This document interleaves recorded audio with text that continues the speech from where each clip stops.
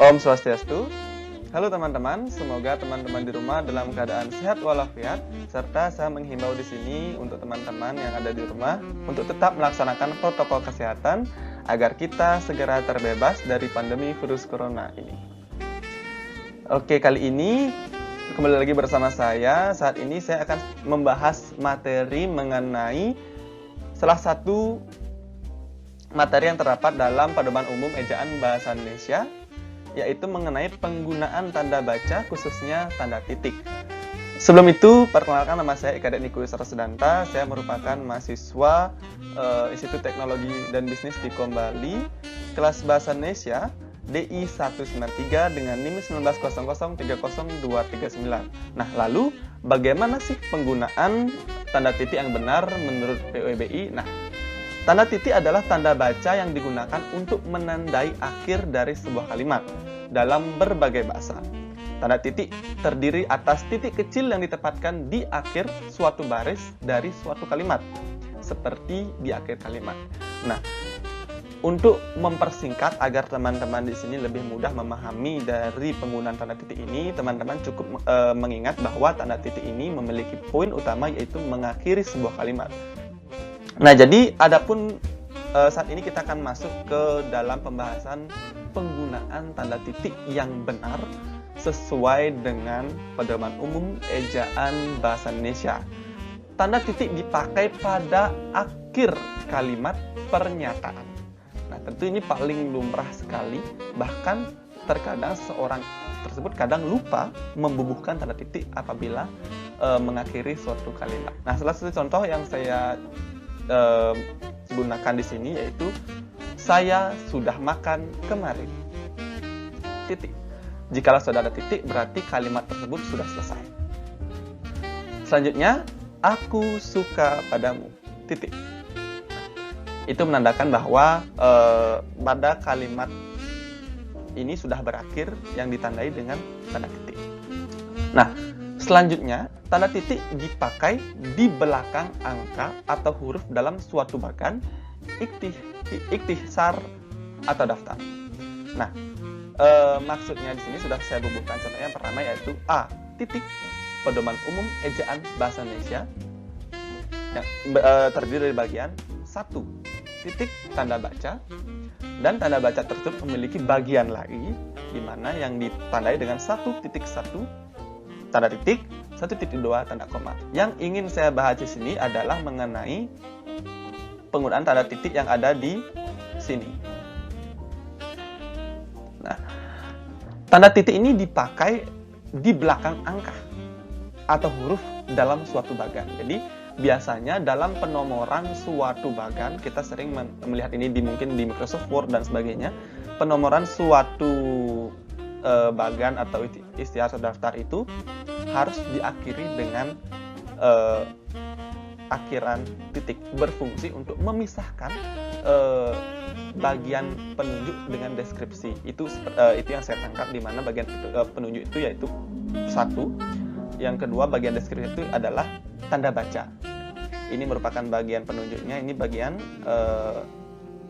deskripsi dari penunjuk tersebut, angka 1 tersebut. Nah, namun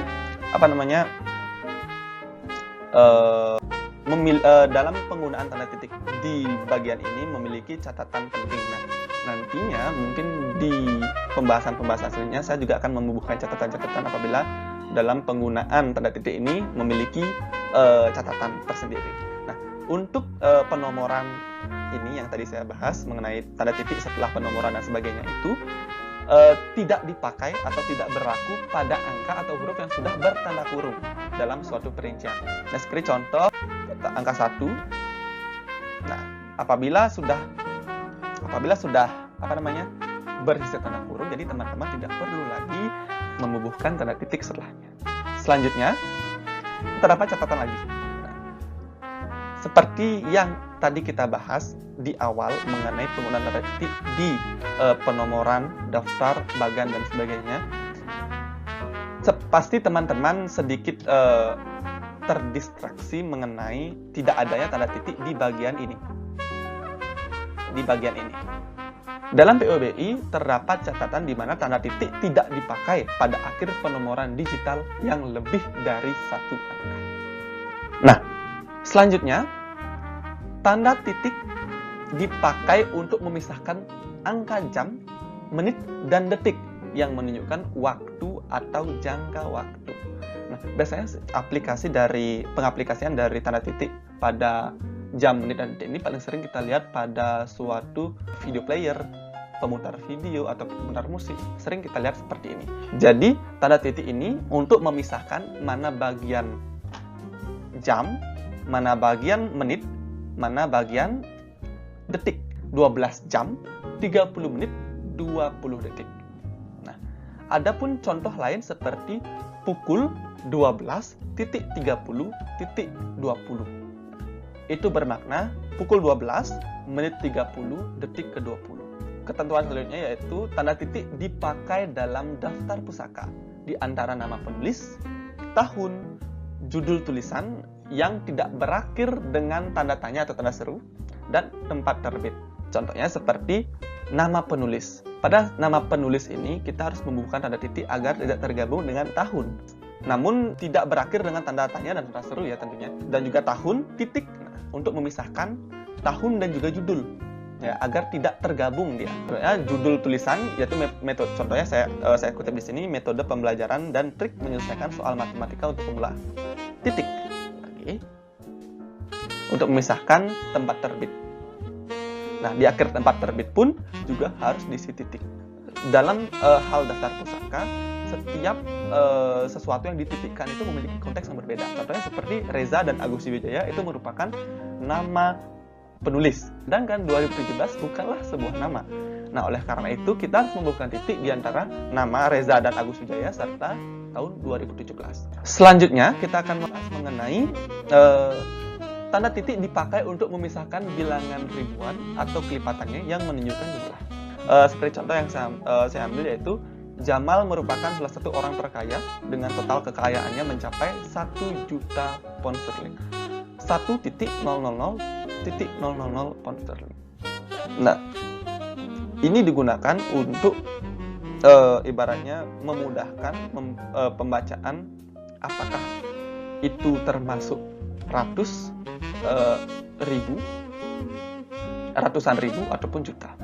Penulisan tanda titik pada suatu jumlah itu memiliki catatan tersendiri di mana tanda titik tidak dipakai untuk memisahkan bilangan ribuan atau kelipatannya yang tidak menunjukkan jumlah. Contohnya, saya, Niko Iswara merupakan putra Bali yang lahir di tahun 2001. 2001 itu bukan jumlah, namun itu tahun. Jadi tidak perlu ditambahkan titik. Selanjutnya yang paling sering kita lihat yaitu nomor handphone. Nomor handphone juga terdiri dari beberapa angka yang mungkin hampir 9 digit ataupun lebih. Hubungi saya di nomor 081234567890 begitu ya.